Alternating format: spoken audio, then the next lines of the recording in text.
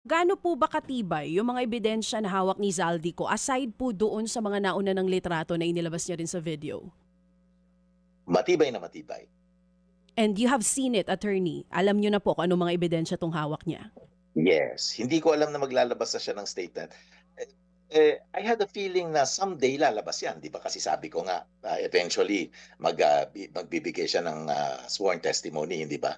Hindi ko lang alam na gagawin na niya this weekend at saka hindi ko alam kung ano yung mga ilalabas niya ngayon. Mm, mm. Pero nakita ko na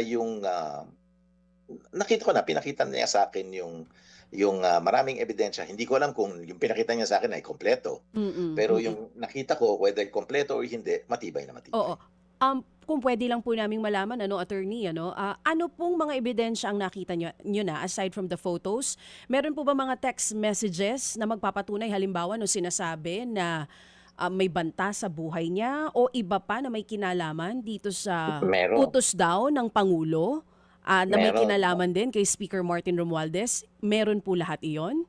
May text messages, may resibo, meron pa mga photograph, may video, May video?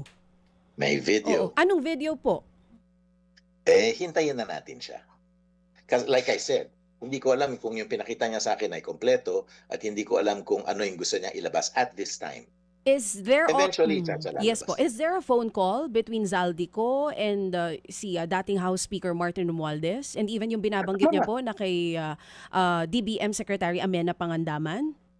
Maraming phone call pero so far ang sinasabi niya na ang linalabas niya is, face to face, hindi phone call.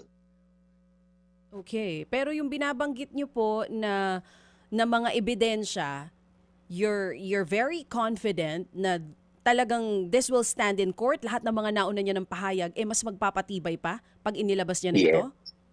Yes, kaya hindi naman ito first time ko sasabihin na Mm. confident ako, na kung umabot sa korte 'to. Hindi dapat umabot, I still contend that, pero kung may kumpiyansa ako na kung umabot man, ito matibay yung yung posisyon niya.